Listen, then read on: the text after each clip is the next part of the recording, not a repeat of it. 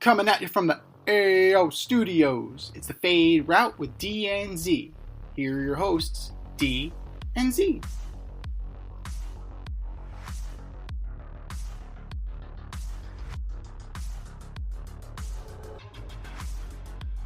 Powered by Riverside FM. Coming at you live from the AO Studio. It's the Fade Route with D and Z. I am D. We've got a great show for you tonight. The Super Bowl's over, so where do the Chiefs go from here? The NBA All-Star Weekend was a disaster, and Justin Tucker is in big trouble. But we begin today with hockey show. We will start with the Four Nations round-robin tournament in the NHL. The final on Thursday will feature the USA versus Canada in Boston. The last time these two teams played each other in Montreal, the Canadian fans booed the playing of the national anthem. 3 fights ensued shortly after the puck dropped, and the U.S. won 3-1. So if Canada manages to win the final, will Team Canada get out of Boston alive? Like 3 fights ensued shortly. 9 seconds. That's got to be some kind of... No. The first two were 9 seconds, but the second one, the third one, the last one happened after like a little bit of play. There was a shot on goal. A shot on goal. It was still 9 seconds. It was a little bit more play involved. JT Miller was on the ground 5 seconds later, but it still was 9 seconds. The Rangers need it right now. They just traded for JT Miller, wow. And next thing you know, he decides to jump on Colton Parayko and then take care of business. McAvoy's hurt. Both Kachucks are hurt. Well, McAvoy's hurt, right? Jesus Christ! So is his shoulder is bad? He's got a bad infection. If the Boston Bruins the rest of the early season, out, they said this could be the equivalent of like Diaz getting hurt in the World Baseball Classic. Yes, it's it's ultimately a meaningless tournament, right? It doesn't have any impact on the season. This is just a break from the action. Pride, national, like same thing with the World Baseball Classic, right? The name on the front means a hell of a lot more than the name on the back. Pride. This is a relatively new concept. Pride. Well, I mean, I don't know. We're going to compare it to the NBA All-Star game. I don't know. I feel like the hockey players have a lot more pride in this. Homecoming has more pride than the NBA players. But what we saw was grit and skill and speed and solid, stout defense all mixed into one. And that was a hell of a game. I was joking around. I was saying that's the best hockey game I've seen all year. And to a degree, it's not entirely off base because of the whole MSG thing. So I haven't been seeing a lot of the Rangers. So, this has been a very entertaining game. Now, Sweden got 5 points out of everything. Canada had 5 points out of everything. But based on differential, Canada moves on. And then Finland, we hardly knew you. Thanks for showing up. I guess we needed a 4th team, so why not go with Finland? There wasn't a lot of bite on that team, considering the fact that it had Kaapo Kakko and Sasha Barkov and Mikko Rantanen. Finland just didn't post. So it left for a very underwhelming performance on Monday. Once Canada won, what are we playing the night game for here, guys? It's a fait accompli that it's going to be the U.S. versus Canada in a rematch in Boston, of all places. Boston, known for their even temperament. Boston, known for their bastion of sportsmanship. That's what we're dealing with here. And we can say the same thing. Montreal does not speak for all of Canada. At least I don't think so. Most of the provinces, from what I understand, can't stand Montreal. And they can't stand Quebec. So it's going to be very interesting to see what goes down in terms of audience and crowd noise on Thursday. I firmly expect the Canadians to be booed. And just like the No. Oh, boo! Oh, you're not going to even be able to hear their anthem. You're not. There's no way you're going to be able to hear the kid. Dude, it's going to be like you're not going to hear super hot. anything He just from raises there. the microphone to his mouth. No way. Fuck you. We hate you. Not a goddamn thing. But I firmly... No, you're not going to hear anything. You're not going to hear anything. Of all places, like, were you not thinking this through? This fucking finals being played in Boston, and you have the balls to boo the national anthem in Montreal. Like, what were you thinking? Like, I mean, listen, I don't like politics in sports, but you gotta really think about things, because you are. But that's the thing. That's the thing. You know, no Kachuk brothers. You put your team in a fight that they can't even handle right now, right? The playing field, as far as physicality goes, that swings to Canada. I really think that those guys are the impetus of the physical play. Yeah, Kreider can throw checks, Trocheck can throw checks. We've seen, they can do it. They can. I've seen them do it. We've seen them do it, but nobody brings that intensity, that mania, that lunacy that the Kachuk brothers bring. Like, their own father said they're a bunch of fucking lunatics. But here's the thing, it's just like, you just gotta, you're writing checks that your ass can't handle, man. Like, your team has to go to Boston and play the United States in Boston. I think the only other worst place would be probably Philly, right? And the other place would be Madison Square Garden. If they went to Philly, Canada's bus would just get turned over. They would turn the whole bus over. The bus would not be able to get into the stadium or out of the stadium. No way. You'd have to have the fucking National Guard there. But here's the thing: they were playing this game in Philadelphia. Canada is, oh my god, dude! Their starting line, their top line. And Crosby, McKinnon, and McJesus. I mean, their team that's is all stacked. you need to know. Like, that team is loaded. So the question mark is their defense. They're banged up back there. Cale Makar just came back. He was hurt, but now he's back. Alex Pietrangelo is hurt.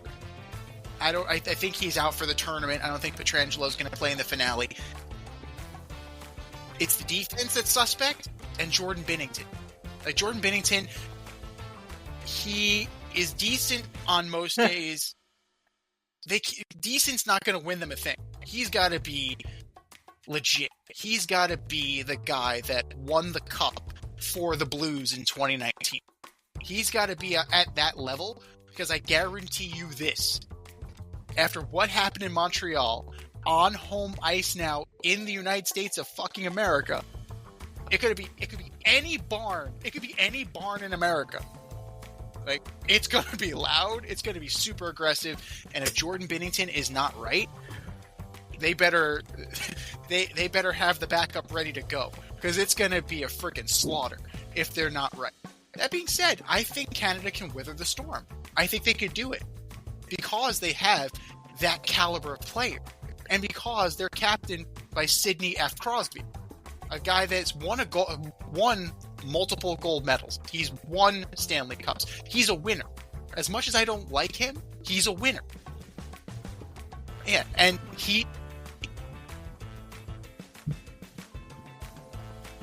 Yeah. No, he is. He is. That's why, I mean, I just to kind of disagree with you. I mean, I think they're the favorite. I would think, outside of them having to play this game in Boston, they're the better team. And they've seen the U.S. already once. And there's going to be adrenaline's are riding high. They have the best player in hockey. I wouldn't be surprised because if you go back and watch the Canada-USA game, after McDavid scored, they shut him down. And they were throwing double teams at him. They took him off his feet. They took him off his feet and knocked him to the ground. He's going to be out for blood in this game. I think we get his best game in this game. I'm worried about the U.S.'s ability to score, because I think they're going to put up points or goals. They're going to put up goals. I understand that the U.S. has the best goalie in the league, but you're talking about some of the best players in the league taking shots at him for the championship here. And there's too much pride. There's a lot going on. I mean, listen, I'm all USA, of course. I mean, I love my country and I want them to win. It's just going to be it's going to be a tough game. It's going to be an uphill battle. I don't think it's just a cakewalk here. It definitely swings in favor of Canada. And we're not just, it's not just the top line, too. Sam Reinhart is there, who scored 50 goals last year, and he's already got 30 again. Like, this dude's a beast. You have Brandon Hagel, you have Braden Point, you have Anthony, you have a whole line from the Tampa Bay fucking Lightning. So, like, that's all you need to know, man. Come on. Like, and for their, they have Mark Stone, they have Travis Konechny. This team is loaded. Loaded. The only question is in goal. And I wonder for Canada. Now, I wonder if John Cooper says, Aiden Hill, you're in tonight. You got a thing we like to call Stanley Cup, and you seem to be a little bit more. You seem to be a little bit calmer than Jordan Binnington. You seem to be a little bit more with it than Jordan Binnington. Now, it seems like a panic move on the surface, but when you take into account who Jordan Binnington is as a player, it's not that much of a stretch. It really isn't. And yeah, both Tkachuk brothers are out, but you're replacing them with Chris Kreider. It's not like you're replacing them with a schlub.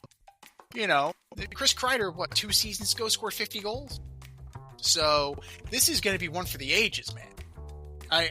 Strap in, get your popcorn, do not leave your seat, because this is going to be absolutely amazing. So who are you taking? You taking Canada or you taking the United States? Yeah, I think it'll be narrow. I think it'll be like 4-3, 3-2, like somewhere around there. That's why I don't know if they're going to get out of Boston alive. Like it's just because they're going to lose. Oh my God! The USA, the Boston fans, the drunk Boston fans are going to lose their minds. They're going to be throwing stuff on the ice. They're going to be like, I'm telling you, it is going to be hard for them to get out of town if they win. They're better off losing the game. Play all the way tough to the end and then just give it up to them, because you're not going to, after booing our national anthem, you can't come into Boston. I don't know. With Charlie and McAvoy beat the not USA, being there, it's just like, it's not going to go. It's not going to go well. Can Jake Sanderson, can Zach Werenski shut down that top line? Can they step in seamlessly and do what Charlie McAvoy was able to do? And from what I've seen all year, Adam Fox looks a step slow. Like, is he still nursing the knee injury? It's possible, but there's enough firepower on this team that they can turn this into a shootout. They can turn this into a back and forth seesaw affair. For all of the grit, the U.S. can really match Canada firepower for firepower. I seed your Crosby, McKinnon, your McDavid. I'll give you Jack Eichel, solid. I'll give you Jack Hughes, solid. Dylan Larkin scored the goal the other day. Austin Matthews is on this team. As much as I can't, as much as I don't want to root for a Toronto Maple Leaf, I got to root for a Toronto Maple Leaf here. So it's one of those things that this team is loaded for bear. And I think we're in for a treat. Now, I don't think they would pull the trigger, but it would be very interesting if Jeremy Swayman got the start in Boston as the starting goalie for the Boston Bruins in this game. I don't know if that would be too much, because Hellebuck has been playing great, and even Ottinger's been playing great. But I wonder if any other time would he have gotten the nod? Like, hey man, like, you're the Boston Bruins keeper. This is your home ice. Yeah, but I'm expecting like 5-4, 6-5, someplace in there. Like, wait, oh yeah, it's gonna be a shootout. Yeah, maybe. Oh yeah, we'll see. Yeah, definitely. Yeah. Scoring, definitely some scoring. but it'll definitely be entertaining. What wasn't entertaining was the NBA festivities over the weekend, where they held their All-Star game and the actual game on Sunday. The players did not like the new format, which featured teams created by Shaq, Candace Parker, Kenny Smith, and Charles Barkley. Teams played games to 40, and the games broken up by about an hour and a half worth of comedy from Kevin Hart and antics. So, Z, will the success of Four Nations that's awesome. in the NHL finally lead the NBA to fix their All-Star game? Like, in Vogue. That's a big deal. You saw a highlight? Wow. Good. But here's the problem, though. Good for you. En Vogue doesn't Good play for you basketball. seeing. So if you seeing tuned in the for a positive basketball game in some trash, your highlight is that En Vogue trash. performed. That's a problem. Or Kevin Hart did some stand-up. That's a major problem. So, rightfully so, this format was panned. The timing was all off. Just, make it USA versus the world. The players want it. Maybe that I show some pride there. Well, hold on. You're saying the players want it now, want it, shit can the whole thing. But for a long time they didn't shit want can the whole and thing. I don't know if all the players wanted it. Like, I don't know if they all especially want it. compared to the Four Nations, right? In terms of All-Star games, right? You have the Pro Bowl, which look what the Pro Bowl has become. You have this glorified skills competition and weird-ass tournament that the NBA put on. The Major League Baseball All-Star Game, which used to be a great midsummer classic, holds no interest to me anymore. Like, yeah, the gimmick of home field advantage in the World Series, that gave you something. Like, was it the best solution to the tie? No. But was it something? Sure. Like, there was a little bit of something there. But the NHL just blew everybody out of the water. Just like, oh yeah, watch this. You have players who are willing to sacrifice everything for their country, right? Regular season be damned. Team be damned. Like, I'm going out there, I'm going to bust my ass. Because that's what we did. And now the NBA runs that out there. And then you have Draymond Green on the broadcast talking about how bad it is. Shut up, Draymond. Draymond, shut up. Don't say the thing out loud. Draymond, stop this. And how boring NBA games are. You have Dalton Connect saying, well, that's just Draymond being Draymond. Well, no shit, Sherlock. This is the guy that they wanted out there. He was the voice at that moment. So if players don't want to do it, and fans don't really care, what are we doing here? What the hell are we doing here? You know? And yes, I understand your point. They say they want it now. Players have said they didn't want it in the past. You gotta do something. Like, you have to do something. Otherwise, just name an all-star team, give these guys 2 weeks off, and then just go. Or, is this the place for the Emirates Cup? Is this the time of year when you do the Emirates Cup? Rather than having immediate... I'm throwing out ideas here, man. I don't know. Because Emirates Cup is trash. The All-Star Game is double trash. So, what are we doing? If you're Adam Silver, what do you do? Because I have egg on my face.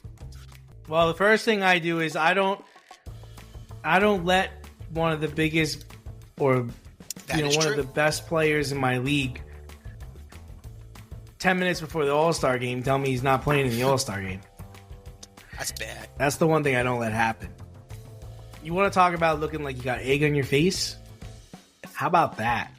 How about showing up that day and LeBron's not playing? What do you mean he's not fucking playing? Like, what are you talking about? Like, I just don't... It's just a lack of respect, man. Like, you could have just threw a uniform on and played 10 minutes and said you hurt yourself in the game. Or you were feeling a little bit discomfort. But to not even dress and then to sit on the sidelines and laugh and joke around with teammates while people paid thousands of dollars to go watch this all-star garbage? Wow. That's a wow. That's just, and that's where they are. This is what happens. He's getting exactly what he deserves, because this is just, what is that? What do they do with it? I mean, I think if you move to the US versus the world, I think you'll get situations where guys won't play, right? Like, I think they'll say, I'm hurt, I'm injured, kind of like the Pro Bowl thing. Like, you get voted into the Pro Bowl, but then you don't go because you don't want to get hurt, or you don't even want to play in the game. Because you got to understand, if they do the world, you're just representing the world. You're not representing your country. You're representing the world. So I'm on another all-star team. So it's just a bunch of other guys on this team also given the same half-ass attitude and aggression, right? I think, like I said, we've talked about it on the show before, I like the idea of a one-on-one tournament. It just seems more fun. Like, every team gets to nominate a player. It could be any player. It could be any player, past or present. And and you don't find out until the day of the All-Star tournament. And games are to 5 or 6. You're only allowed 3 dribbles. And then you get to the last 2 guys, and that game could be to 11, or that game could be to 21. That, to me, is more appealing and appetizing, because at least in that situation, it's one guy who's been nominated by his team. He's representing his team. It's a one-on-one tournament. You're only playing games to 5 or 6, so you're not going to get hurt. And you choose your destiny. You can, you want to just shoot, you just shoot. You want to go hard, you go hard. But at the end of the day, we're going to find out who's the best all-star this weekend. That, to me, sounds more fun and appealing. Maybe a 3-on-3 tournament would be fun, too. You could maybe, take, I don't know, maybe 4 teams, and, you take all-stars and put them together, and maybe let the fans put teams together, and they play in a 3-on-3. That could be fun. But this whole, people aren't running up and down the court. They're throwing oops to themselves. They're throwing themselves on the floor when other people dunk. They're just dribbling around and shooting shots from half court. I watched 30 seconds of it. I didn't need to see anything else. I'm not even really into the skills competition. I don't really care. I don't watch the dunk. You got a guy from the G League coming and competing in the fucking NBA All-Star dunk contest. Are you kidding me? We can't get enough pros? This guy, the G League guy, is the best dunker? Is this real life? What? And you're okay with this, Adam Silver? You're okay with the G Leaguer playing in the dunk contest? Can we get the G Leaguers to play in the actual game? That might be better. Well, that's his thing. It's a joke. Mac McClung has now said, yeah, I bailed you out 3 years in a row. Now I need a little bit of incentive. So what does that mean? You're not going to play unless you're on an NBA contract instead of a G League contract? Is that good for him? Yeah, though. No, good for him standing up for himself. Absolutely, but at the same time, I'm not a fucking circus. I'm not a side act. I'm not a circus clown. You call me up when you need me? Can I get on an NBA team if I dunk so it'd great? It'd be nice. How about I do these dunks in a real game? It'd be nice. But then you're looking at guys like John Morant, and it started blowing up on X. Hey, maybe we'll lace him up in the dunk. No, you won't. Don't fucking lie. Don't lie to the American people. I don't even think LeBron's ever played in a dunk contest. They're still waiting. He said he was going to do it back in 2009, I think. He's on record saying he would do it, and they're still waiting. Still waiting for that to occur. So that's how little LeBron thinks of the All-Star game. But it's a joke. It's an absolute joke to him. And it's unfortunate because people come to watch him, right? People come to watch All-Stars. And this is the nature of the beast. This is who you came to see. And then to pull that shit, I know you talked about the Cleveland story, right? You reiterate that stuff. But imagine paying for the All-Star game where you see the best of the best of the best. And then next thing you know... Never. And then next thing you know, it's like, you're a fucking sucker because I'm not playing. Like, that's what he think. They think you're suckers. They think the paying fan, they think the average person that comes to is a sucker. They think you're a mark. That's what they think, man. You're just going to keep coming. And that's bullshit. That's wrong. That's absolutely wrong. And it's just another symptom of the problem. It's just another symptom. And then you said you didn't watch the skills competition, but did you see that the Spurs players got disqualified? Yeah, real classy. Yeah, just kind of like, fuck it, whatever. Like, not taking the shots that they're supposed to take. Just like, fuck you, we're just going through the motions here. If you're just going through the motions, why are you there? Like, I'm confused by it all. And then you see the U.S. and Canada try and fucking kill each other. Not in a championship. Fights breaking out. Fights breaking out in not even a semifinal. Just the fucking first time they're playing each other. Fights are breaking out as soon as the damn thing starts. It was the first round of the tournament. And chopping the puck and throwing gloves down. Let's go. You want to go? Or fight. You want to go? You want to boo my flag? You want to go? We're going. As soon as the puck set the fucking tone, boys. It's like, what? Set the tone, boys. Set the tone. And that's passion. Absolutely. That is. But then that's what they don't have. They don't have any respect for their. They don't have no respect for the game. They don't respect the game. Now, if you were telling me, and it's like, you were telling me that Draymond, PK Subban was. Okay. Talk about PK Subban, because like, if you were going to tell me that. No, I was saying that PK Subban was going off and saying, guys, it's like, you're getting paid. So what drives you? What do you need? Like, what more do you need to play hard in this game? You've got the money. He's right. You already got the money. So what is it? What do you need? Like, he's like, because he was telling from a hockey's perspective, he's like, you can't half-ass this. You got your country's logo on your sweater. If you don't play hard, the guy across from you is playing hard. You're gonna get hurt. You're gonna get put down. You're gonna look like a fool. What if one side played harder in a game? Oh my God. What if just one side? Like, think about it.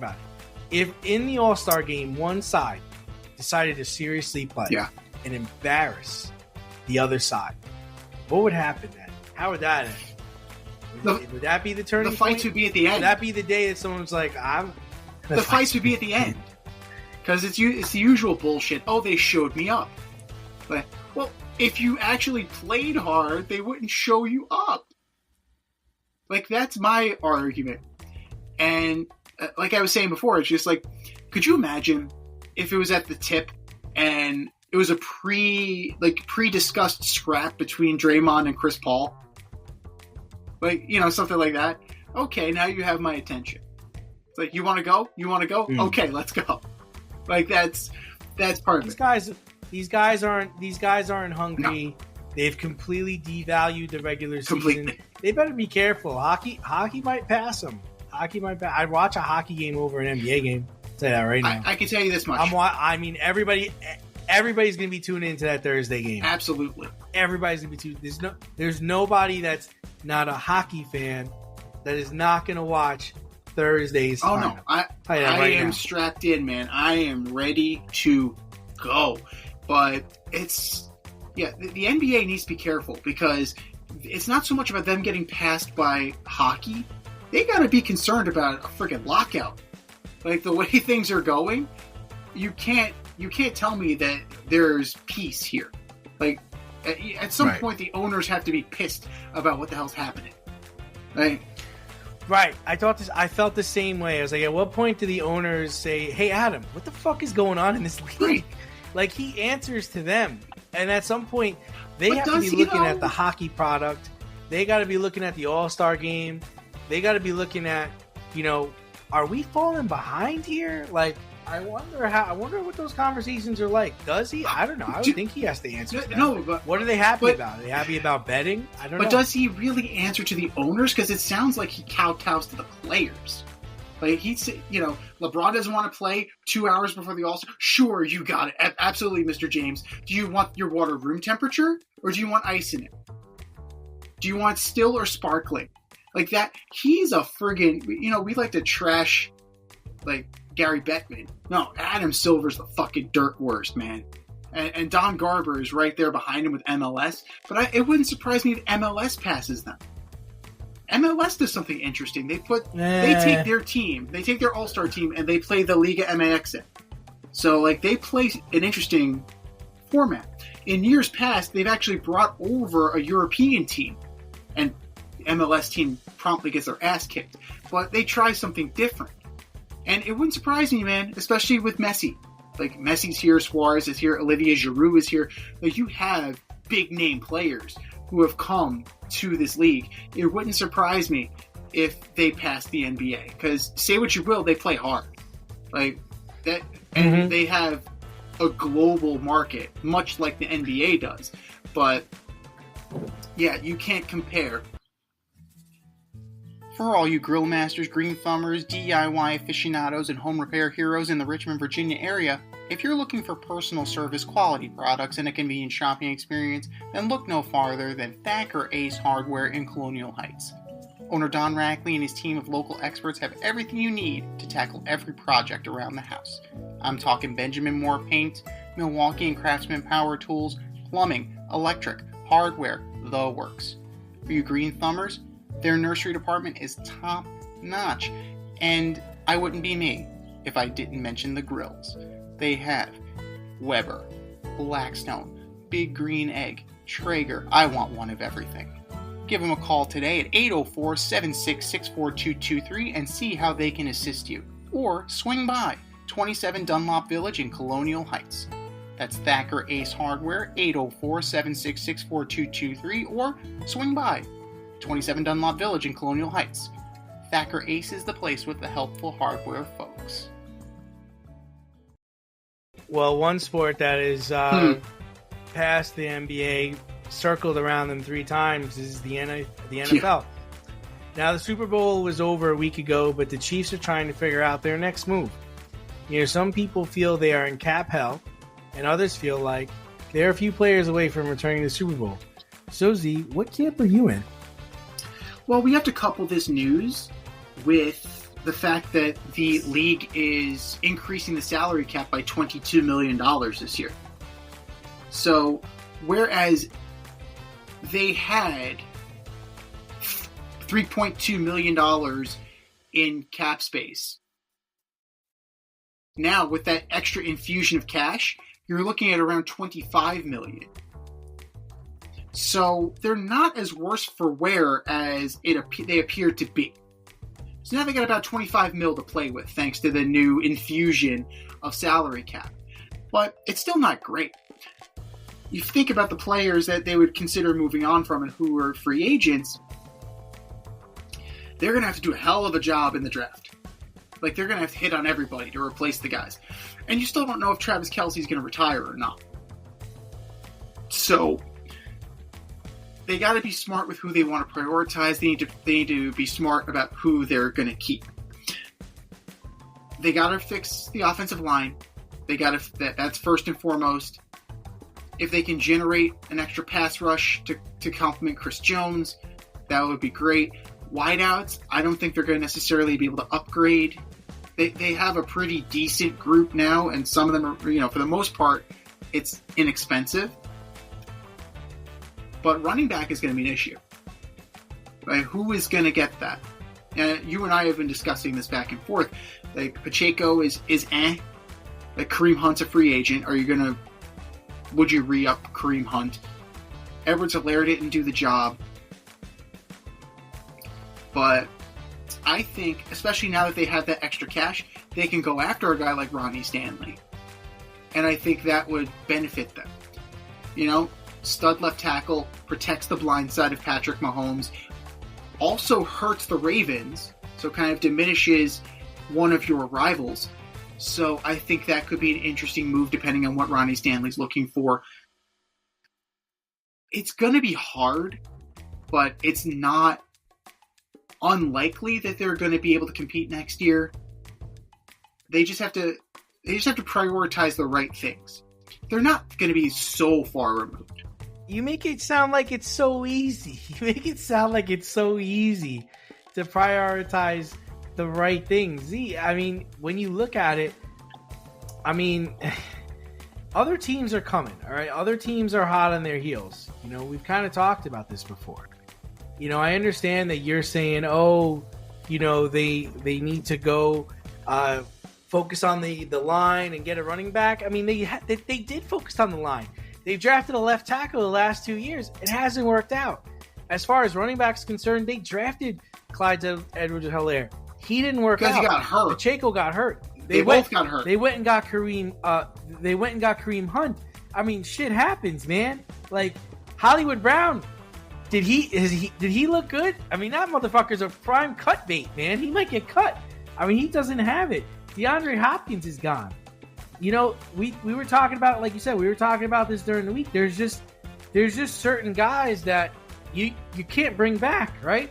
We look at their defensive line: Pennell, Nandi, Emmanuel. Those guys are gone. They're gone. And then Chris Jones. Now, do you trade Chris Jones? Is that something that's on the table for draft picks and players? Is Chris Jones' best years behind him? He can't do it all by himself. He needs help. Nick Bolton. You bring Bolton back? I mean, I think Chanel could play Bolton's spot, but that's tough. Trey Smith is gone. Justin Reed is gone. Then the whole Kelsey conundrum. Do you want Kelsey back? I'm in the area of no. He don't come back. We'll have him. We'll pull a Billy Bean. Build him in the aggregate. We'll replace him in the aggregate. You got Gray. You got Watson. We'll get another guy. Like, we're not bringing this garbage back. He didn't do anything. He wasn't the guy he was, and it's just going to get worse. And then you talk about drafting guys. There's no room at wide receiver. So Worthy, Rice, Hollywood, Juju, Watson, Remco, Sky Moore, Justin Ross. Those guys are all coming back. You can't cut them. If you cut them, you're going to get dead cap space. So you can't replace your receivers. Your receivers are your receivers. No, I didn't say anything about replacing your receivers. You might be able to put it. I didn't say anything. I didn't say anything about replacing. But these guys can't get separation. These guys can't win games for you. We saw what happened with Patrick Mahomes. He was dropping back. Number one's not open. Number two's not open. Now I'm going to run around like a chicken and I'm going to get popped. I think Patrick Mahomes is a magical player. He's a talent. But if a team is able to just rush 4 and get at you, what's going to happen? You're going to have to run more.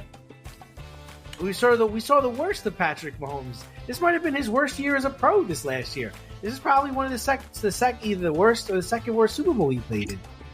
I just think there's a lot of problems here that's not solvable as, oh, well, you just have to do this. Oh, well, you just have to do that. I don't know, It's man. actually not that bad of a fix because what is Rashee Rice?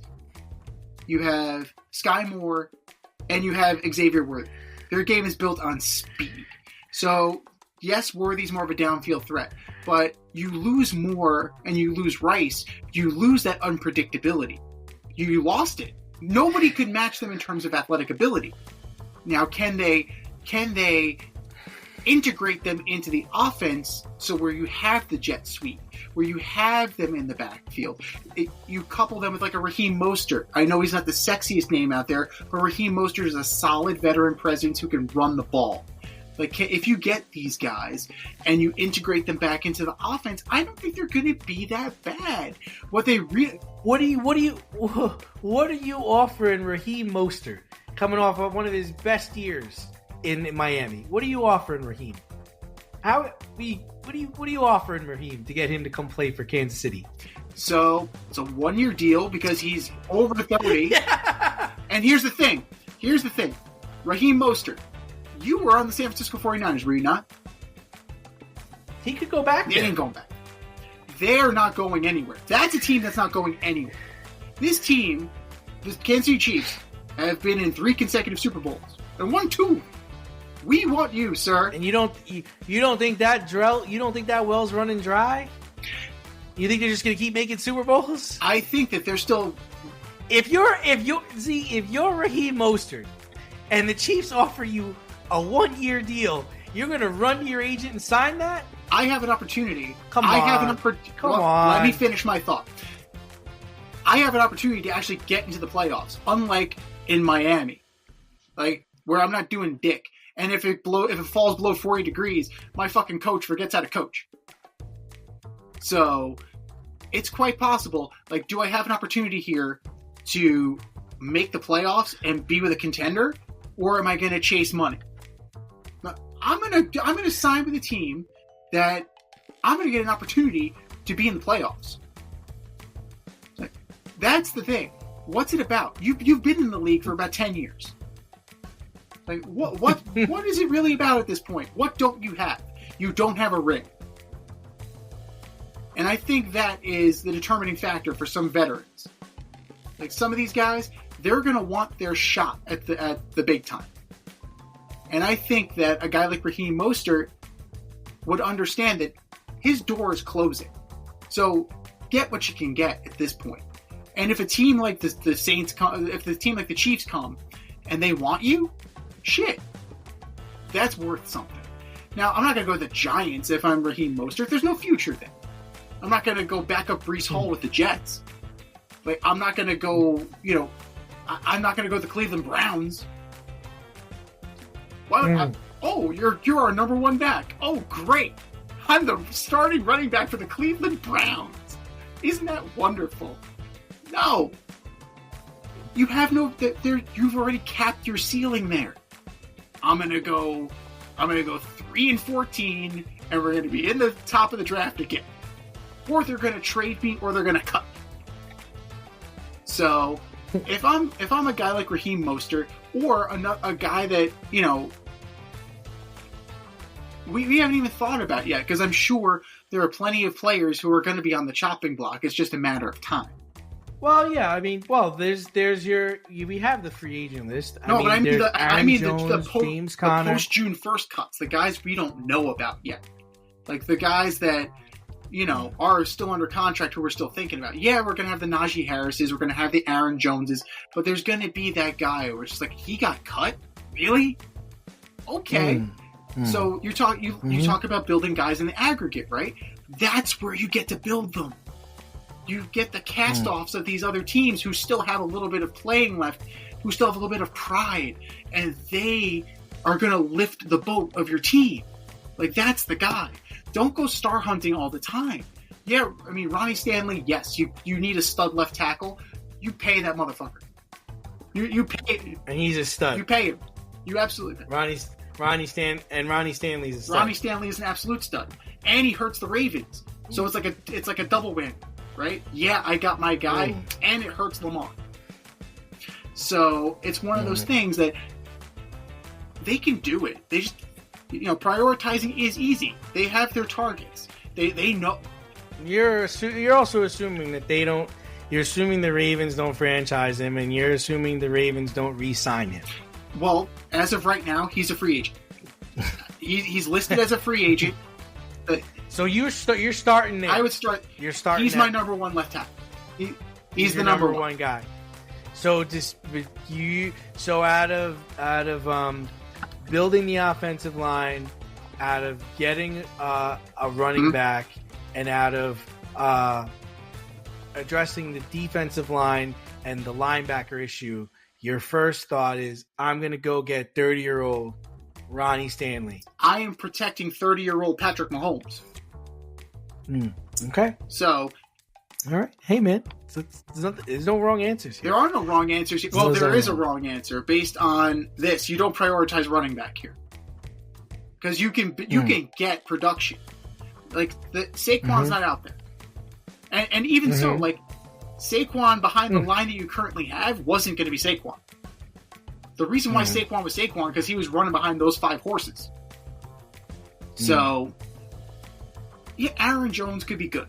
Aaron Jones would be fine, but I don't think you're gonna. I think it's a risky proposition to do that. You build from the inside out. It worked for the Eagles, right? You build from the inside out.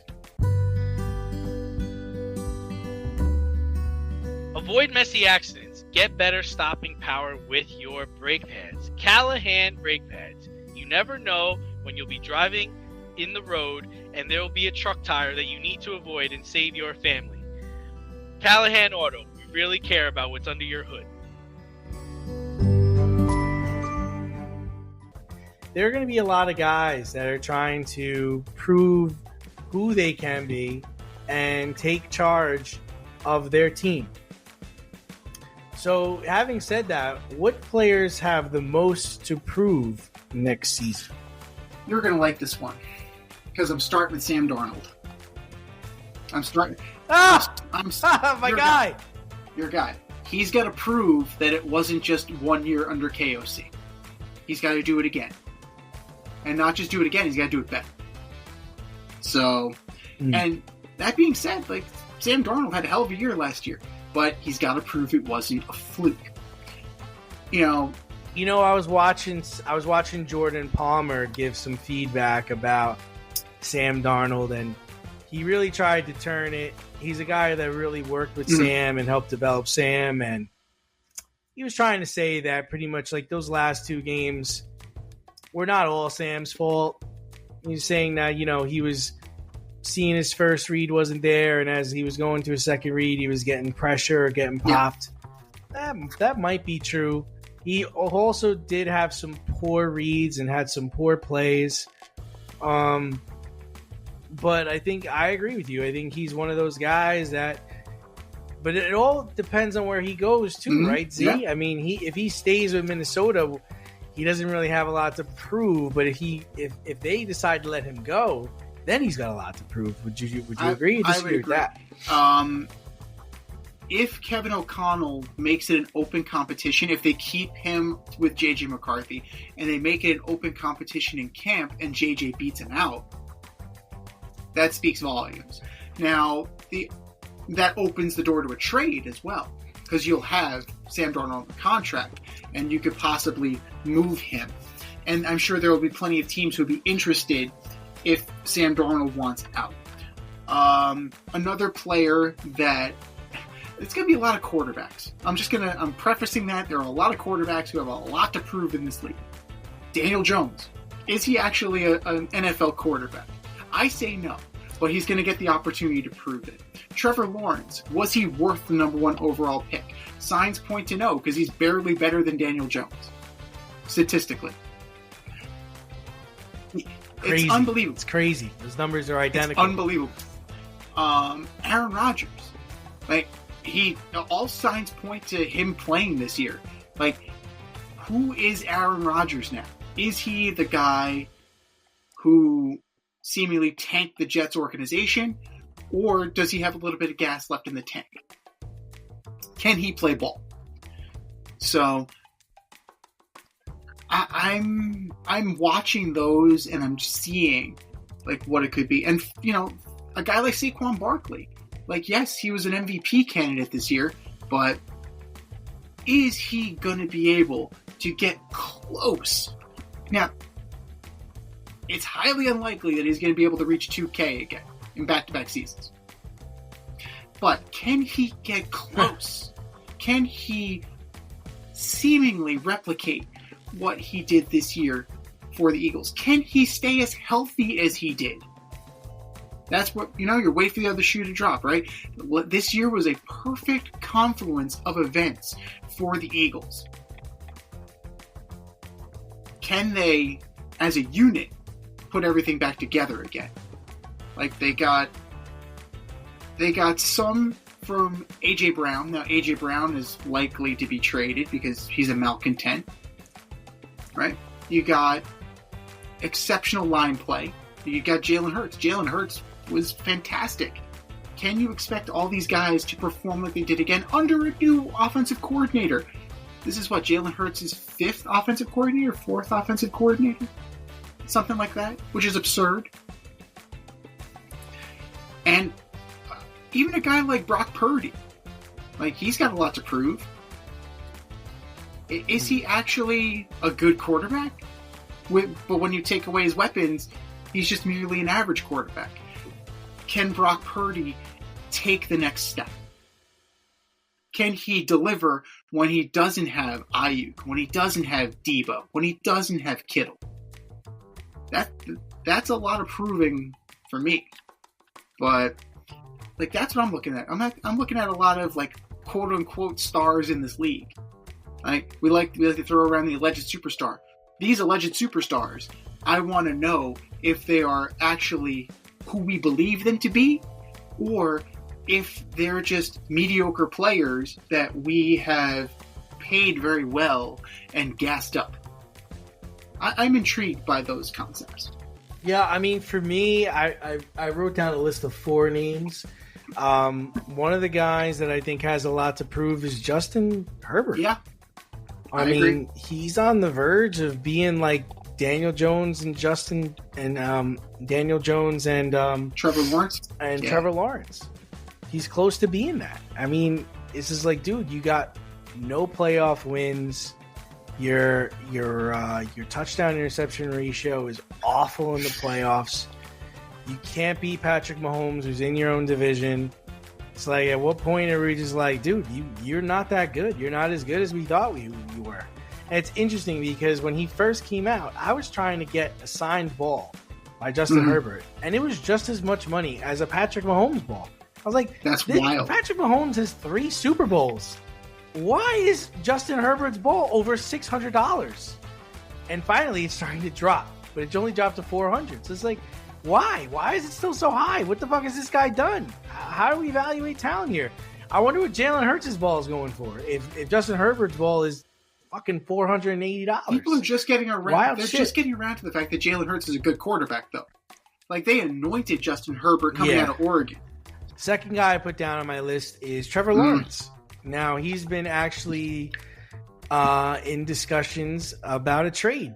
Apparently, the Steelers inquired about Trevor Lawrence's availability, and he indicated that he wasn't interested in going to Pittsburgh. He wasn't interested in being traded. But it's interesting that Pittsburgh was interested in him, trying to get him on the cheap, I'm sure. But it's like, dude, like you just said before, he's got Danny Dime numbers. Your last season was awful. Yeah. Awful. Like, I thought this guy was going to be like the next Joe Montana coming out. He has talent around him, and he doesn't do shit with it. And he gets hurt. So it'd be interesting to see what he's able to do. I'd say he has the second most to prove. Okay. Mm-hmm. The third guy, I put all quarterbacks. I put Anthony Richardson. Yeah. This is it. Yeah. This is it, man. This is it. This is year 3. Your accuracy hasn't gotten better. You're still getting hurt. This is it. If it doesn't, and you got 4 games. You got 4 games. And that's if they don't cut your ass in camp. We got 4 games to figure this shit out. My question to you, who are you bringing in to push him? Because Flacco wasn't it. Like, who's pushing him? Shit, who am I bringing in to push him? I don't know. Jameis? Yeah, maybe. I like Jameis. Jameis is a good player. He'll hurt. He's like a Brett Favre. He'll hurt you, but he'll get you some. I don't know. Let me see who else is there. No. Basura. Daniel Jones. Like, do you go with Daniel Jones? I have a feeling Daniel Jones is going to be back in. I think he's to be back with the. You think he's going back to the Vikings? Interesting. I think he does. I think he goes back. Andy Dalton's back in Carolina. Saw that. I like Jarrett Stidham. I think he can play. Marcus Mariota would probably do well in that system because he knows it. And he's a mobile guy. He ain't pushing nobody. He ain't pushing nobody. No, because he'll get hurt. Yeah, I guess it's got to be Jameis. Browns would be stupid not to bring back Jameis, though. I mean, because then you have like the alternative, like Kirk Cousins. Like, no, they're not. The Colts are not getting Kirk Cousins. They're not that desperate, right? The last one I put down here is Jaden Daniels. I just got to prove that's not a fluke, man. Just got to, everyone goes in that sophomore slump. We saw that happen with Stroud this year. We see it happen. So it'd be important for him to stay healthy, right? And be consistent. So we'll see if those are the guys I put down. I mean, you really can't argue with any of them, just from the standpoint of it just underscores the fact that the quarterback it makes or breaks your team. It absolutely either sets you back in the wilderness or you're going to be generationally set up. And I mean, just look at what happened with the Jets and Aaron Rodgers.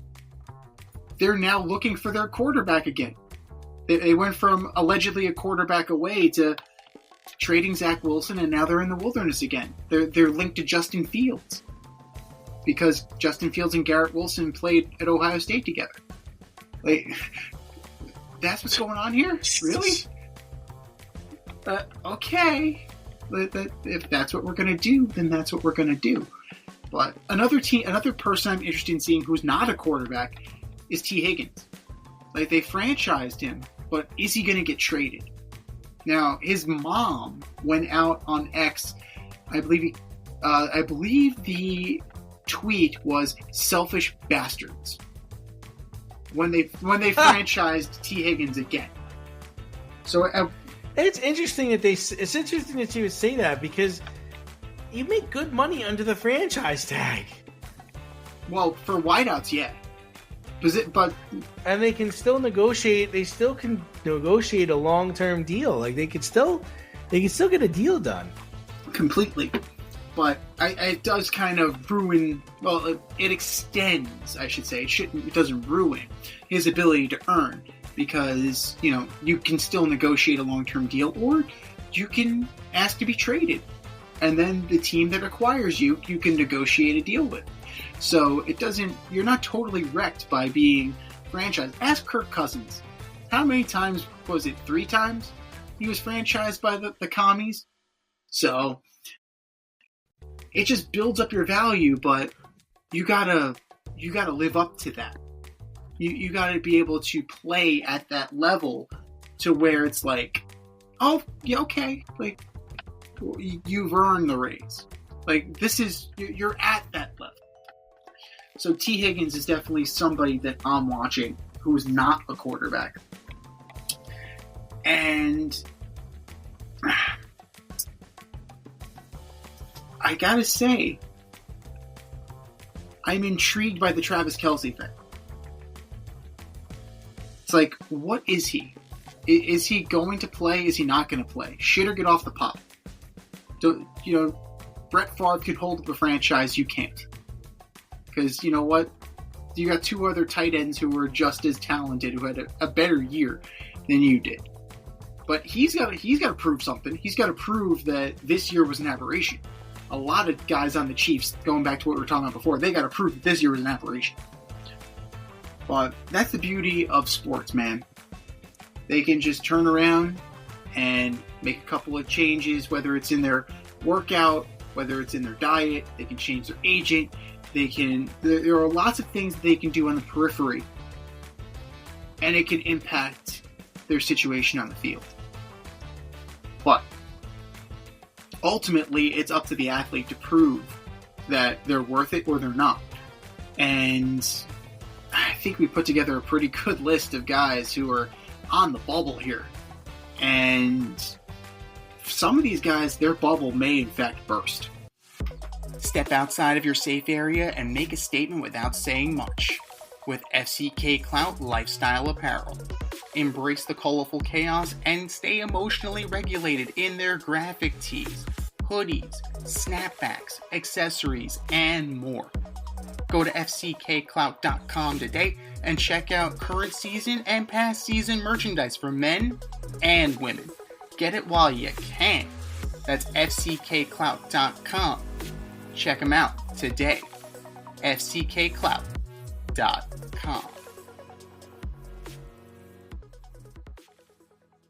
We're now up to 16. Over 16 massage therapists have come forward accusing Justin Tucker of inappropriate behavior. Ugh. This seems like the perfect time for the Ravens to cut ties with one of the most accurate kickers in NFL history, or wait to see how the process plays out. Well, if we hold Justin Tucker to the same standard of Deshaun Watson, right? He's done. You have to. Yeah. Like, you have to. I mean, this is starting. It's not 23, but it's getting up there. Like any allegation is a bad allegation. But at this point, I think we are at least a dozen. We're at least a dozen people have come out and said that Justin Tucker has inappropriately conducted himself during a massage. So some of this going all the way back to 2012. Yeah, his first 5 years in the league. Right. So it's one of those things that I think he needs to be. I think it needs to be an administrative leave situation. You have to put him either. You put him on administrative leave from the league. It can't just be from. Don't punt this to the team. The league has to take the stance, in my opinion. They have to say, we've learned from our mistake. We let the team handle it before. Now we're in charge. You're out until it's proven otherwise. Well, it all starting to make sense, right? Because he just came off of having his worst year. And you can imagine, all this stuff was probably weighing on him the whole season, right? You'd figure. And it kind of makes sense that, he saw this coming. He still, is denying it. He's still trying to say that, he never did anything wrong, but it's the numbers that are kind of face palming here. It's you get one or two. You're all right, 4 or 5, it's starting to get serious. And then it's 6 or 7. Wait a minute. Yeah. And then you get 8 or 9 or 10, 16. 16 people can't be colluding with lawyers to put kicker Justin Tucker out of a job. I'm sorry. So there's not a thin line here. There's a regular line here that's been crossed. And I do agree that this is definitely the time for the Ravens to be thank you for everything you've done. We can get another kicker. He might not be as great as Justin Tucker was for his career, but we can get another kicker. And how much of that? How much of this past season do you think they would use as the excuse to get out from under him, so they don't have to worry about the social aspect of this, that they don't have to worry about the public relations part of this? Just oh no, your performance was shit. Goodbye. You're 16 people have accused you of sexual predation, but hey, no, it's really the performance that that was really the problem. To me, it smells like an excuse. Yeah, it definitely is. I mean, he is. At one time, he was the most accurate kicker in NFL history, and he's definitely been part of their playoff success, their Super Bowl wins. He's been an important part of the franchise, and yeah, it is a way to kind of hide behind the dude. You don't got it anymore.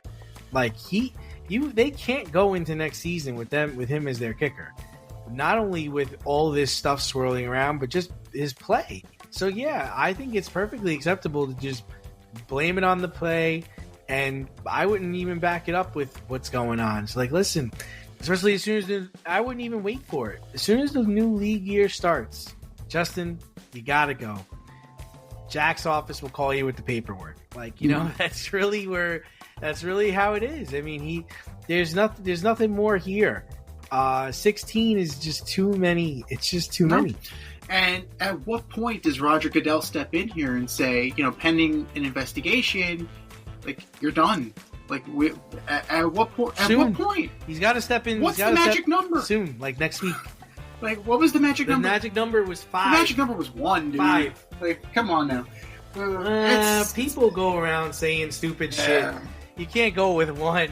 That's a little crazy. People say stupid shit all the time. You gotta investigate but this 16, stuff. there ain't no coming back from that, man. Well, and the other thing is that you actually bring up a good point. 1, maybe it was 1. If it goes back to 2012, yeah. Like if this has been 13 years of hearing this shit. Yeah. Yeah. So yeah, you might be right about that. Now I understand that, they're professional athletes are public targets, and people do this stuff all the time to try and extort money and whatever. They're not, as far as I know, like no civil suits have come together. These are like criminal. Like they're looking. Yeah. Right. So there's something there. If you look at even back in recent history, the Matt Ariza thing.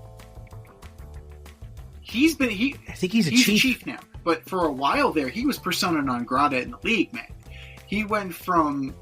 And then it turned out it was all bullshit. Right. So you have to do your due diligence. Like, the league has to investigate. If only to either properly punish Justin Tucker along with their personal conduct policy along those lines, or to exonerate a potential Hall of Fame kicker, right? You would think the league had a vested interest in this. You would figure that, because Justin Tucker, up until this point, as far as we knew, was a decent citizen in the league, right? No DUIs, nothing that would, until recently, nothing that would draw any negative attention. As far as I'm concerned, the only inflammatory thing he ever did was say some stupid shit on the plane after a win. That was the most inflammatory thing Justin Tucker ever did until now. So, where there's smoke, there's fire, dude. I really think that, Goodell's got to step in here, and he's gotta get an investigation going. And this really needs to be on the same level of Deshaun Watson. It's got to be treated the same way. And I don't mean trade him to a team and give him a guaranteed contract. Give him $230 million. And take a franchise. Exactly. It's gotta be handled better than that, man. It does. My dear Lord. What did we learn? Nothing. If that's the case, then we learned absolutely ugats from this.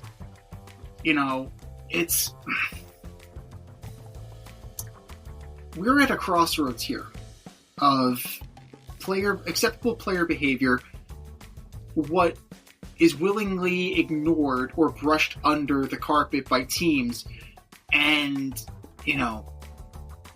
what needs to be accounted for in this society. And I think that we're finally reaching the point where this is unacceptable behavior. It's not boys will be boys. It's not professional athletes can do what they want. It's professional athletes will be held accountable for what they do. And it's crossing sports too, because look at Trevor Bauer. Trevor Bauer can't get a job at Major League Baseball. Right? He was in the Mexican League this year, and he too was accused of malicious sexual assault. And even though he was cleared, teams aren't really rushing to sign him. And he's good. He's a good athlete, but it's one of those things that there's a black ball. There feels like there's a black ball thing going on here. Because if that was the case, if it was just talent, they would, the Yankees the Mets would have. The Dodgers would have gotten him back. A team would have reached out and gotten Trevor Bauer. But there's enough baggage there that teams are unwilling to make that happen. And the longer this is drawn out, I think Justin Tucker could end up in that kind of place where no matter what, we're just not going to touch you. And, that's just kind of where we are in a society. But who's to say that's not for the better? Because you don't necessarily want bad guys in your league. I don't care how talented they are. Bad people are bad people, and they should be held to account for that.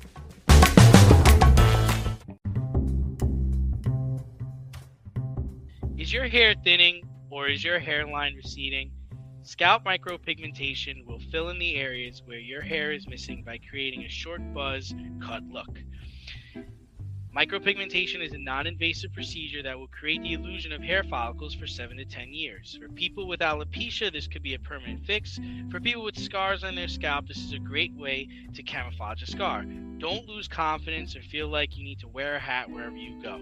Marquez Studio is located in the Bronx and is open for all your scalp micropigmentation needs. Consultations are free and appointments can be made any day of the week. Get your hairline back with scalp micropigmentation. The techs at Marquez Studio have over 30 years of haircutting experience and can assist you with all of your questions. Call to schedule a consultation today, 646-221-8728. You can also visit them on Instagram at Bronx Marquez to see their gallery and view all their satisfied customers. Again, that is Marquez Studio, located in the Bronx, New York, 646-221-8728.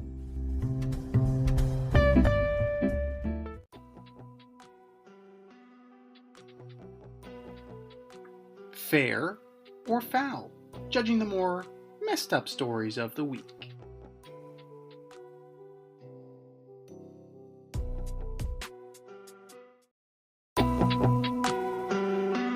Alright, boys and girls, we have a statement, and it's either fair or foul. Fair or foul? Number 1, Alex Bregman should move over to second base for the Boston Red Sox. Foul. Foul. Devers is the 24th rated third baseman in Major League Baseball. Alex Bregman won the Gold Glove at third base last year in Major League Baseball. So, no. Bregman should go and play third base because he's the best third baseman on the team. It's like that time Alex Rodriguez went to the Yankees. Alex should have been playing shortstop. He was the best shortstop in the league. But no, Jeter had to stay at shortstop because he wasn't willing to move over to second base. Bullshit. Devers, move over to first. And I like Bregman's attitude towards it, though. He's like, I'll play wherever you guys want me to play. Because in time, the numbers won't lie. You'll see that Devers is not that good at third base compared to Bregman, and he'll wind up getting that spot. So what you're saying to me is that Rafael Devers went to the Gleyber Torres school of influencing teammates. Well, Gleyber need to stay at second. Yes. That didn't work out so well. It did not work out very well. No, it did not. But I gotta say, it's fair from the standpoint of it if it does keep the harmony in the clubhouse.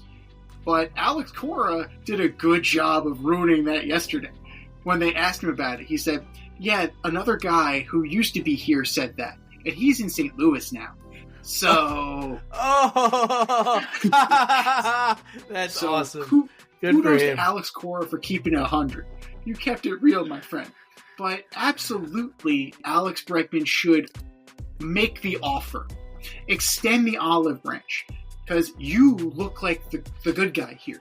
You look like the good teammate. Rafael Devers looks like the selfish asshole. Well played. Well played. But Alex Bregman is clearly the better player. He has Devers' number in pretty much everything except batting average, slugging, OPS, and homers. But even then, you're talking about seven thousandths of a point. You're talking about 9 homers. These guys are in the same stratosphere. Defensively, Bregman is much better than Rafael Devers. And it's not just as simple as, move him to first base. You have Tristan Casas, who's pretty good in his own right. He's trash. He's better than Devers. He's better fielder than Devers.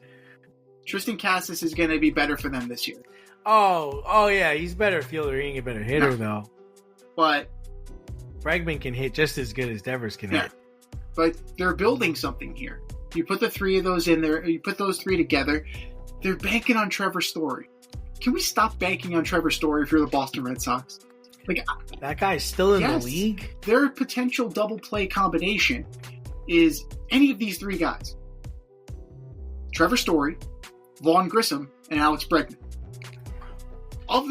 Vaughn Grissom. Of the three guys, only Alex Bregman is going to see a lot of playing time. They'll see more IL than playing time this year. But it's absolutely fair for Alex Bregman to make this peace offering because you look like the reasonable guy. You look great. So keep doing what you're doing. They taught you something down in Houston and not just to bang on a garbage can. So good job, Mr. Bregman. Fair or foul, number 2, Mike Trout moving over to right field will allow him to play over 120 games this year. Foul. Mike Trout will be lucky if he gets out of June without getting injured or hurting a wrist, a back, a knee, an ankle. It's only a matter of time. That dude is just a broken down Cadillac. Oh my God. You really doing this? Okay. The last time that Mike Trout played over 120 games was 2019. He played 134 games. He got close in 2022. He played 119 games. It is absolutely foul that Mike Trout playing the field is going to allow him to play for an extended period of time. The dude is a shell of himself. He's going into his age 33 season, and the injuries have just mounted and mounted and mounted. He played only 29 games last year. So, yeah, I guess there's room for optimism, right? There's a chance. You're saying there's a chance. Not with him playing the field, though, because he plays with reckless abandonment, because he was a diver, because he does these things, and because he's an overly muscular guy. Like, they break down. Look at Giancarlo Stanton. Both of his elbows are hurt. Dude can't even swing a bat right now. I understand you hurt one of your elbows. How do you hurt both? It's like, how does that look? Like, Skip, I got a problem here. What the fuck do you mean? I mean, but... You know, it doesn't work like that either. It's the trainer that has to go and deliver that information. It's ridiculous. What do you mean he hurt both of his elbows? How? How's that possible? I don't know. But that being... How the fuck is he walking around? How's he having a ham sandwich? I just saw him 15 minutes in the breakfast room. He looked fine to me. That being said, I trust Giancarlo Stanton more than I trust Mike Trout to stay healthy. Because I saw it last year. Like, he did it. He did it. It's true. What does Mike Trout have to do? Because changing positions ain't going to be it. Like, there's got to be something. Like, you know, like, maybe he's got to go to Peru with Aaron Rodgers. He's got to go into the darkness. I don't know. Something. Get a live chicken. Get a friggin' chicken farm. Never mind a live. Just never mind. Get a Jobu up your butt, Jobu. I do it myself. He no help with curveball. But yeah. I saw you had a similar situation this week. Oh my God. When you went to the doctor. What the fuck? Like, the NYU Monday. That was on Monday, right? NYU Langone. Thank you for that. God damn it. Like, how do you cancel somebody's appointment? How do you close the clinic and not tell anybody? I'm going there to check my knee to see if my meniscus is healed up. And then, surprise, motherfucker, the lights are off and the door's locked. What the hell? Jesus Christ. But that, you know, like, At least Mike Trout has. I took two trains and a bus to get here. Son of a bitch! Son of a bitch! At least Mike Trout has access to some of the best healthcare. I don't know if he's getting it because he's not getting any better. But he's got access to better healthcare than me. So there's that. Good for you, Mike. He needs to found. He needs something. He needs to be a DH.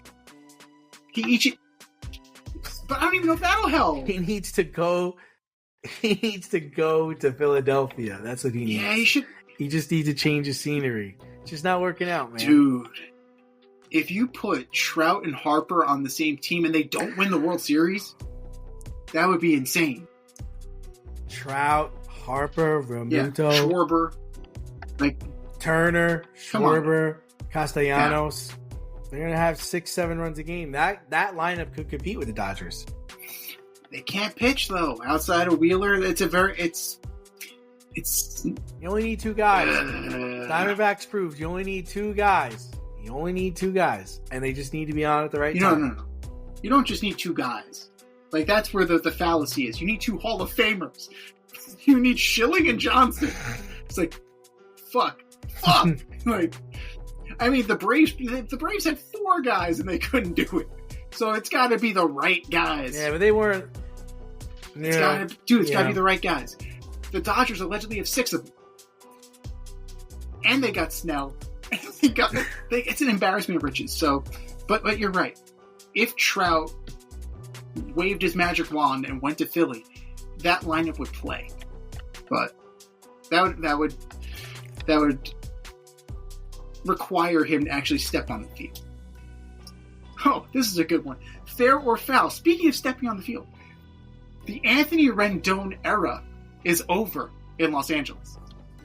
Oh my God! This guy shows up.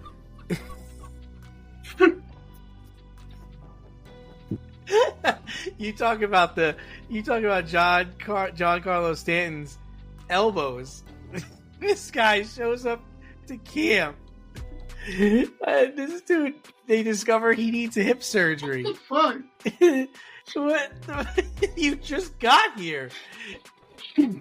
You only played in 57 games last year. What do you mean you need hip surgery? Like in next year? Like tomorrow? What the fuck? They removed his locker. Jesus. He's done so, man. I took the liberty, and I hope you don't mind. I scheduled my surgery already. Wait, what? Oh my God. I just came to tell you that my surgery's next month and I'll be out for the rest of the year.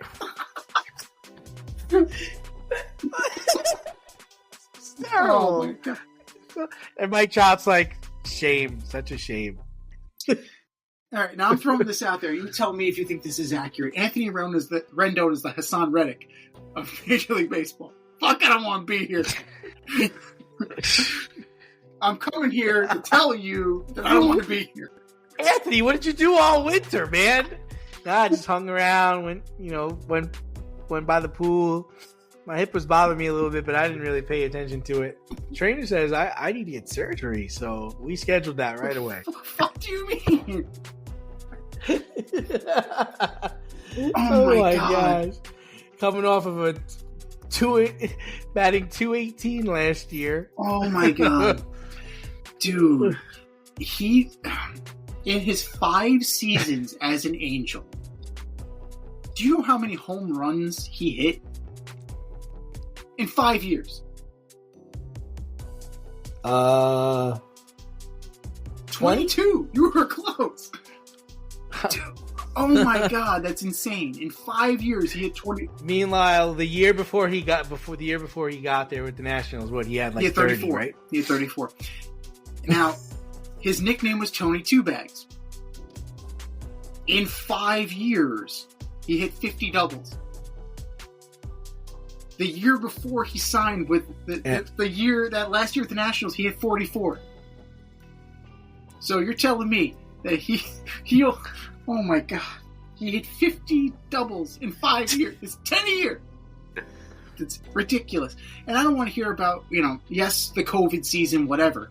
But what does that tell you about the rest of him? Come on, man. He has earned the nickname Tony Wage Theft. Like, it's absolutely ridiculous what this guy has done. And you wonder why teams don't want to fork out long-term contracts anymore. Because then you get this son bitch who comes in and says, by the way, I'm going under the knife tomorrow. This is my walk here, right? Excuse me, what? You want this door open?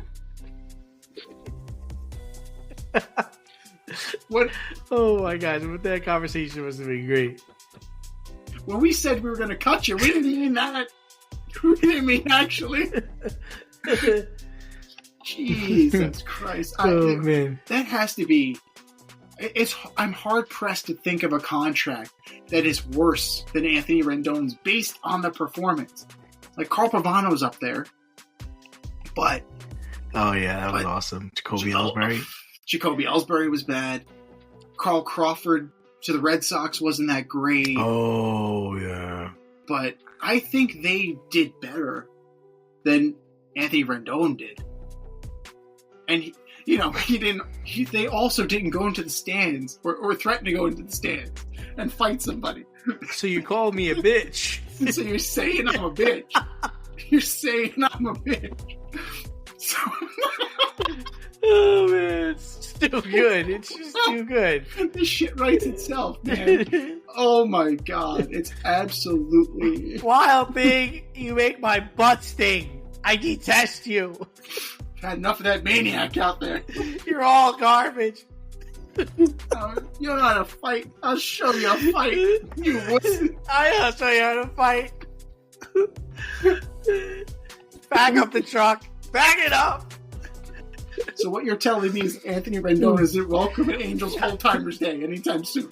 Wild Thing, Mr. Choke Thing, you make everything embarrassing.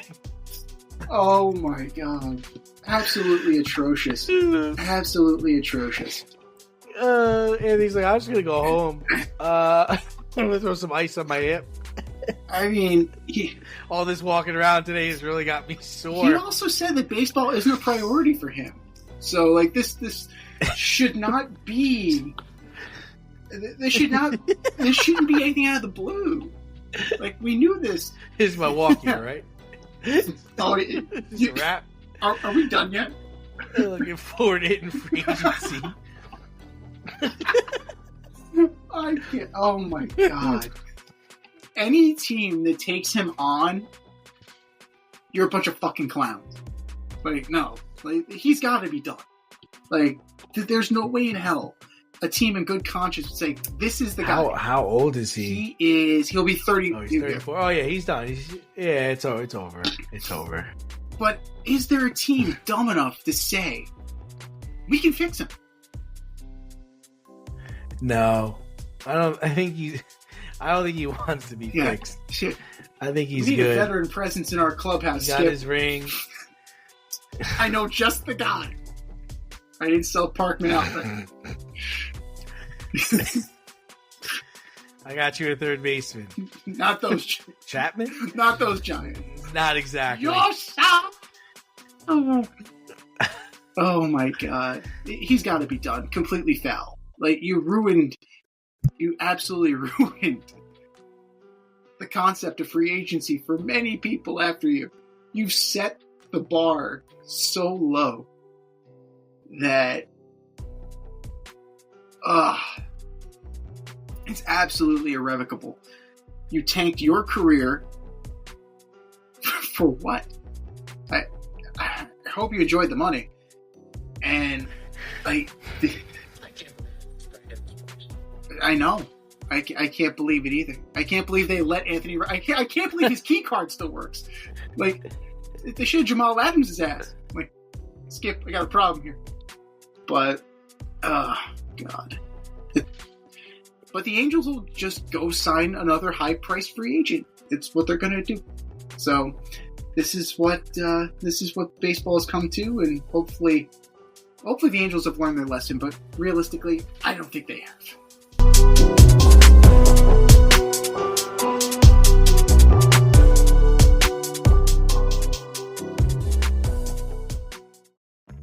Your favorite podcast has its own merch line now. Go to the Fade Store with DNZ.com today and check out our releases in apparel, accessories, drinkware, and more.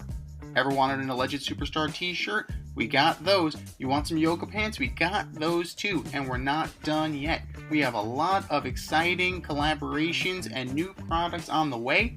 But check out what we have now at the Fade Store with DNZ.com. That's the Fade Store with DNZ.com.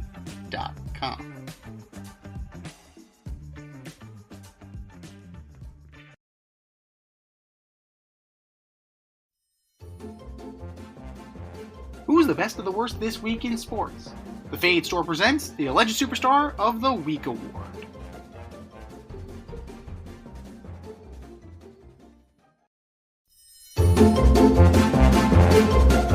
Alright, boys and girls, you know what time it is. It's time for your Alleged Superstar of the Week. You know how it goes. We put up a poll on our X account at FadeRouteDNZ and our Instagram poll at FadeRoutePodcast, and you vote. And you vote, and you vote, and you vote. And the winner said vote gets a shout out on this year's show and takes home the coveted ass trophy. And do you know who took home the coveted ass trophy last week, D? Michael K. Huh. How's that possible? I didn't even know he was a candidate. Oh, yeah. Yeah. Just talking, just way out of pocket. Just keep your business on your business. And let's not editorialize too much, because then we'll come after you and your salary and how much you make for a 12-1 radio show that isn't really that good. But hey, that was last week. This is this week. Who are your nominees for Alleged Superstar of the Week, D? All right, first up, who do I have here? Yes. I know, right? I put it on my phone today. Dum today. All right, first up, I've got Team Canada in Four Nations NHL tournament, booing the playing of the national anthem. Not a good look. Now your team has to go play against the United States in Boston. Yeah. Good luck. Keep politics out of sports, man. Team Canada, you are my Alleged Superstar of the Week. Number 2, I've got LeBron James. Yeah, the Lakers, LeBron James deciding the day of the All-Star game that he's not going to play in the All-Star game. Robbing players like Norman Powell and other deserving players the chance to play in an All-Star game. Then he decided to sit on the sideline and laugh and giggle and joke around with teammates while people who paid thousands of dollars to go to the All-Star game to see him play and to see other All-Stars play didn't get to see him play. LeBron James, you are my Alleged Superstar of the Week. And last but not least, the Major League Soccer, letting Sporting Kansas City play Inter Miami in negative temperature tonight is just clownish. Soccer is not a game that should be played in negative temperatures. Guys wearing shorts, short sleeve shirts. They have the ability to move the game, and they're choosing not to move the game. Major League Soccer, you are my Alleged Superstar of the Week. They actually did move that one. They didn't move the Colorado one that was in 6 degrees. It was 6 degrees. Wait a minute, they moved it. Yeah, but yesterday they moved it because of snow, but they're playing this game today. Kansas City, Sporting Kansas City is going to play, or did they I think they moved it.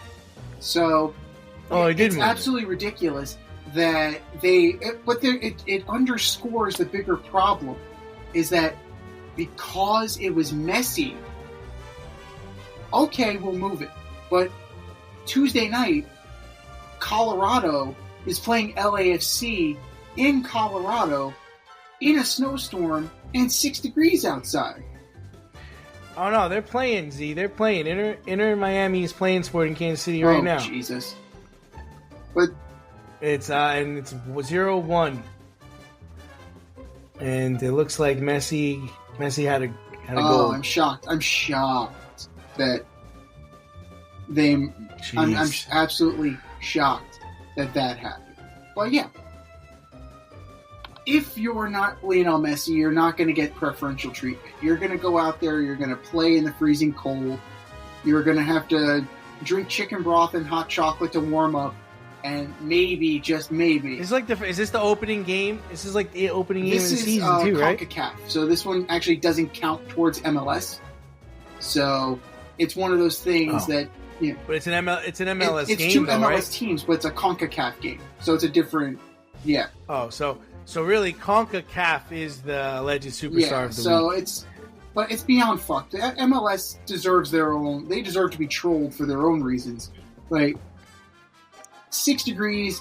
You have a team in Minnesota where it's outdoors and it's like -2. But fuck it, we'll play. Who cares? That's a major problem. You can't have a second set of rules. And frankly, having that kind of weather, that's just asking for trouble. You're asking for fans not to come out. You're asking for players to get sick or injured or both. You can push it back a week, or you have enough teams that play in warm climates that you can start everybody in a warm climate.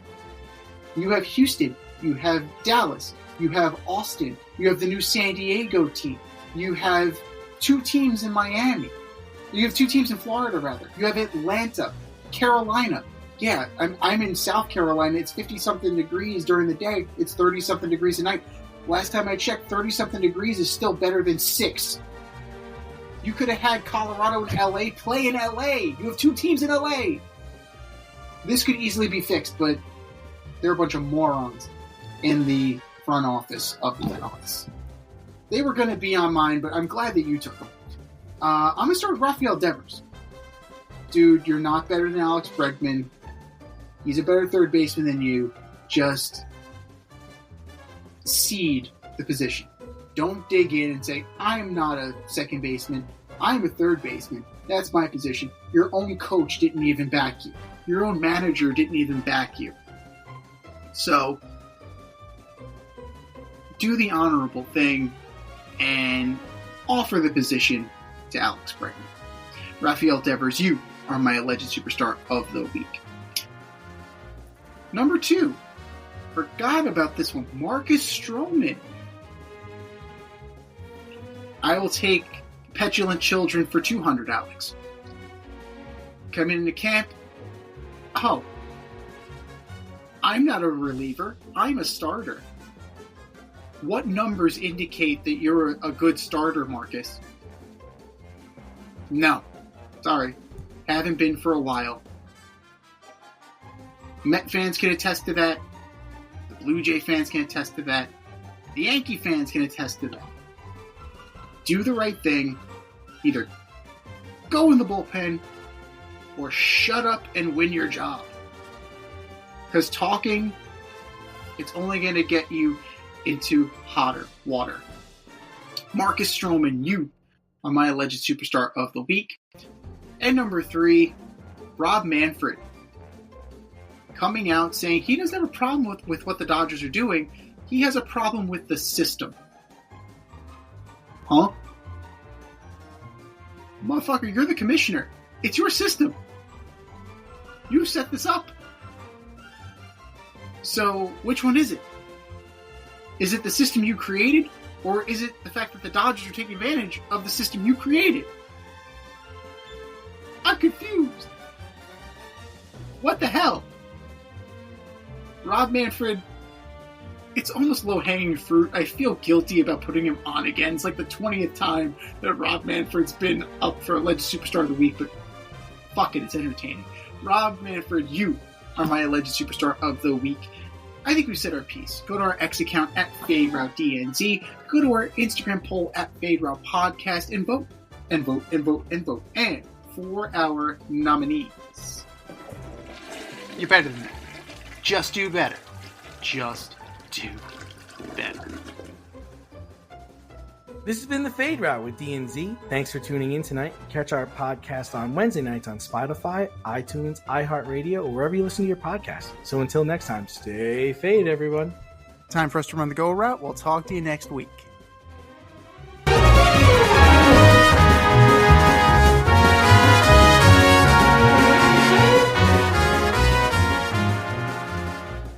Thanks for listening to this episode of our podcast. If you liked what you heard and you want to hear more, be sure to like and subscribe on your favorite podcast platform. Leave us a review, rate us 5 stars, turn on subscription notifications, and share on social media. Tell your friends and spread the word.